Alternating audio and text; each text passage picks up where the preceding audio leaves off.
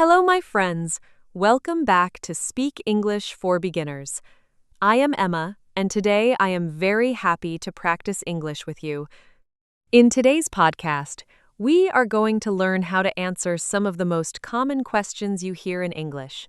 These are questions people ask at school, at work, while traveling, at parties, in cafes, and when meeting someone for the first time. You may understand the question perfectly, but sometimes you do not know how to answer naturally. Maybe you give a very short answer, or maybe you become nervous and cannot find the right words. Today, we are going to fix that problem with simple and useful answers. You do not need difficult vocabulary to sound good in English. In fact, some of the best answers use very simple words. The important thing is knowing how to give enough information and how to continue the conversation. We will practice common questions, understand what they mean, and learn several natural ways to answer them. You can listen, repeat, and then change the answers using your own information. Let's begin with probably the most common question in English. How are you? Many beginners learn the answer, I'm fine, thank you. And you? This answer is correct, but native speakers often use other simple answers in everyday conversations. You can say, I'm good, thanks. How about you? You can say, I'm doing well, thanks. If your day is just normal, you can say, I'm pretty good. If you are tired, you can be honest and say, I'm good, just a little tired today. A small detail can make your answer sound much more natural. For example, Jack asks, Hey, Emma, how are you? Emma says, I'm good, thanks. I've had a busy morning, but everything is going well. How about you? Notice that the answer is still easy, but Emma gives Jack something to respond to. He could ask, Why was your morning busy? This is how conversations grow. Instead of always giving one-word answers, try adding one small detail. Now let's practice another very common question. Where are you from? The easiest answer is, I'm from Italy, or I'm from Brazil. But you can make your answer more interesting by adding your city or where you live now. For example, I'm from Spain. I grew up in Madrid, but now I live in Barcelona. Or, I'm originally from Turkey, but I live in Germany now. The word originally is useful when your home country or hometown is different from where you currently live. Someone may then ask, What's your hometown like? This means they want you to describe the place where you grew up. You could say, It's a small and quiet town. There are lots of parks, and the people are friendly. Or, It's a busy city with great food and lots of things to do. You do not need a long description. 2 or 3 simple details are enough to create a good answer. Another question you will hear all the time is, What do you do? Be careful with this question. Usually, when adults ask, What do you do? They are asking about your job or main activity. You can answer, I'm a teacher, I work in a hotel, or I'm a university student. You can make your answer stronger by adding one detail. For example, I work in a hotel. I help guests and answer their questions. Or, I'm a student. I'm studying business at university. But what if you are not working right now? You can still answer comfortably. You might say, I'm looking for a job at the moment. You could say, I'm taking some time to learn new skills. Or perhaps, right now, I'm focusing on improving my English. These are clear and natural answers. You do not need to feel uncomfortable because everyone has a different situation. Now imagine someone asks, What do you do in your free time? This question is asking about your hobbies and interests. A very short answer might be, I watch movies. That is correct, but we can make it better. You could say, I like watching movies, especially comedies. I also enjoy walking and listening to music. Or, I usually spend time with my family, read books, and sometimes play football with my friends. Another common question is, What kind of music do you like? You can use the structure, I like. For example, I like pop music, or I really enjoy classical music. But again, add a little detail when you can. I mostly listen to pop music, especially when I'm driving. Or, I like calm music because it helps me relax. These answers sound more personal and give the other person an easy way to continue talking. Now, let's look at a question that sometimes makes beginners nervous. Why are you learning English? There is no single perfect answer, because everyone has a different reason. You might say, I'm learning English because I want to travel. You might say, I need English for my job. You could say, I want to study abroad in the future. Or you could say, I want to communicate with people from different countries. You can also combine two reasons. For example, I'm learning English because I want better job opportunities and I'd also like to travel more. Another natural answer is, English is important for my work and I want to feel more confident when I speak. The best answer is not the most complicated one. The best answer is one that is clear, natural, and true for you.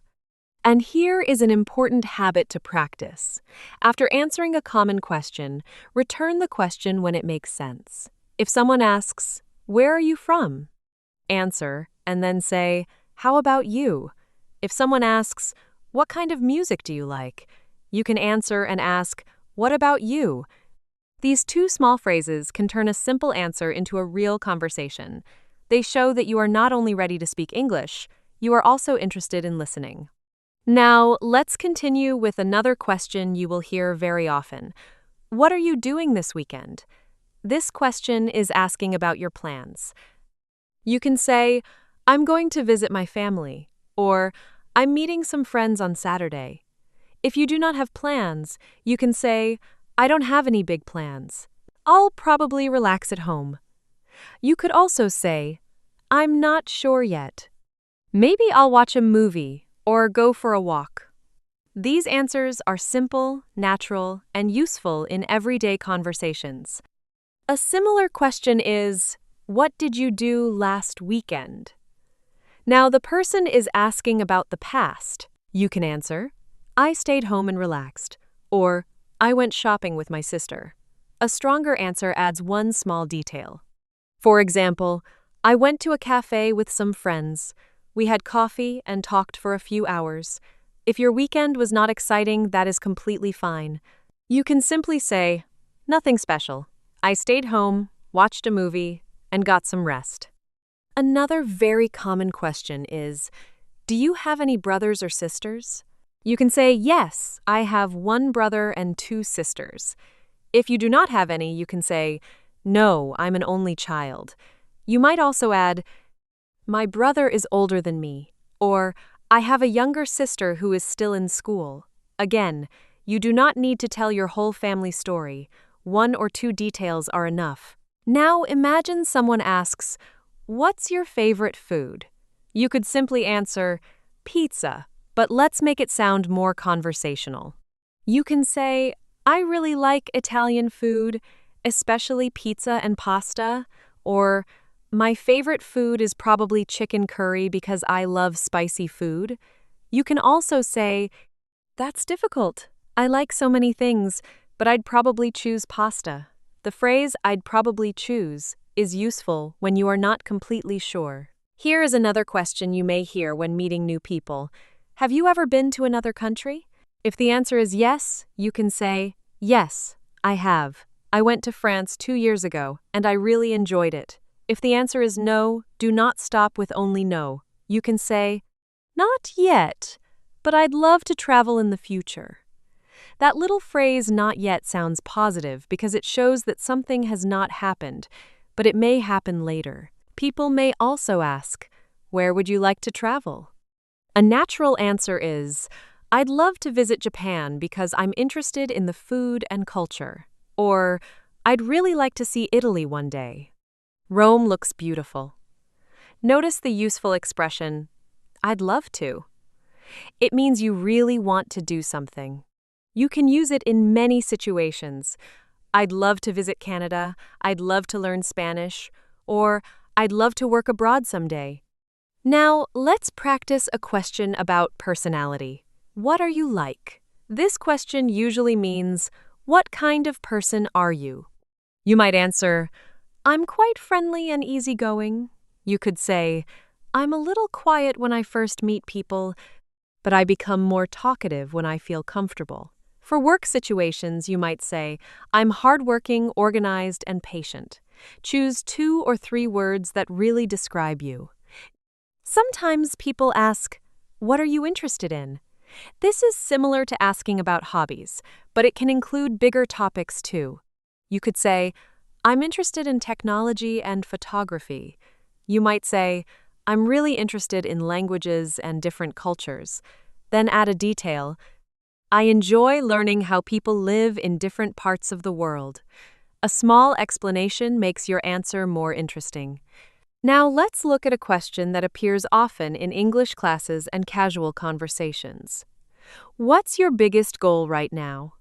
You can answer, my biggest goal is to improve my English speaking. You might say, I want to find a better job, or I'm trying to save money for university. A useful structure is, my goal is to. For example, my goal is to speak English confidently enough to use it at work. What if someone asks a question and you need time to think? You do not need to panic or stay completely silent. Native speakers also use small phrases while thinking. You can say, let me think. You can say, that's a good question. You can also say, I'm not sure. But these phrases give your brain a few extra seconds to prepare an answer and make your speaking sound natural. For example, someone asks, what country would you most like to visit? You can say, that's a good question. I think I'd choose Japan because I'd love to experience the culture and try the food. Or someone asks, what's your favorite movie? You can say, let me think. I have a few favorites, but I really like comedy movies. You do not always need to answer immediately. The important thing is to build answers instead of searching for perfect sentences. Start with a direct answer, then add one reason or detail. If possible, finish with a question for the other person. For example, I love cooking because it helps me relax. I usually cook on weekends. What about you? Do you enjoy cooking? This simple pattern can help you answer hundreds of everyday English questions naturally. Now, let's practice some questions that can feel a little more difficult. Someone may ask, what are you good at? You can answer, I'm good at working with people, or I'm good at organizing things. You might say, I'm quite good at cooking, especially simple meals. If you are not sure, you can say, I think I'm a good listener. You do not need to sound perfect or impressive, just give an honest answer. Another common question is, what do you want to improve? This question may appear in a class or at work. You could say, I want to improve my English pronunciation. You might say, I'd like to become better at managing my time. A positive answer focuses on improvement. Instead of saying, I'm terrible at speaking English, say, I'm working on becoming more confident when I speak English. This sounds much more positive and natural. You may also hear, how long have you been learning English? You can say, I've been learning English for 2 years. If you started recently, say, I've only been learning for a few months. Maybe you studied English before but recently started practicing again. You can say, I studied English at school, but I started practicing seriously again this year. The answer depends on your experience, so choose the sentence that fits your life. Another useful question is, how often do you practice English? You might answer, I try to practice every day. You could say, I usually practice 3 or 4 times a week. Then add how you practice, I listen to podcasts, watch English videos, and repeat sentences aloud. If you do not practice regularly yet, say, I'm trying to practice more often. Remember, simple and honest answers are usually the easiest to remember. Now let's imagine a complete conversation. Someone asks, what do you do? You say, I'm a university student. I'm studying computer science. They ask, do you enjoy it? You answer, yes, I do. Some subjects are difficult, but I really enjoy learning about technology. Then you can ask, "What about you? What do you do?" Notice the pattern. Answer, add a detail, and return the question. This pattern is one of the most useful things you can learn today. Let's try another example. Someone asks, "What do you do in your free time?" You say, "I enjoy watching movies and going for walks. I usually watch movies on Friday evenings. What about you?" Your answer does not need advanced grammar. It only needs enough information to keep the conversation alive. What happens if you do not understand the question? Do not guess and give a strange answer. Ask the person to repeat it. You can say, "Sorry, could you repeat that?" Or, "Could you say that a little more slowly, please?" If you understand most of the question but not one word, you can ask, "What does that word mean?" These sentences are important because real communication includes asking for help when you need it. And if you make a grammar mistake while answering, continue speaking. Maybe you say, "I go to Italy last year," and then realize your mistake. You can simply correct yourself. "Sorry, I went to Italy last year." Then continue your story. You do not need to become embarrassed. Then continue your story. Correcting yourself is a normal part of speaking, and it can actually help you remember the correct form. Before we finish, remember this simple formula for answering common English questions. Direct answer, one detail, and a question back when appropriate. Where are you from? I'm from Portugal. I grew up in Porto, but now I live in Lisbon. How about you? What do you do on weekends? I usually relax, meet friends, and go for walks. What about you? This structure makes your answers clear, friendly, and conversational. Do not try to memorize every answer from today word for word. Instead, choose 10 common questions and prepare your own answers. Say them aloud several times. Record yourself if you can. Then, change one detail each time you practice. With repetition, you will stop translating every sentence in your head, and your answers will begin to come more naturally. Thank you for listening to Speak English for Beginners. I am Emma, and I am very happy you practiced English with me today. Remember, you do not need complicated English to give a great answer. Keep your answer clear, add a useful detail, and keep the conversation moving. Keep listening, keep speaking, and keep improving step by step. See you in the next podcast.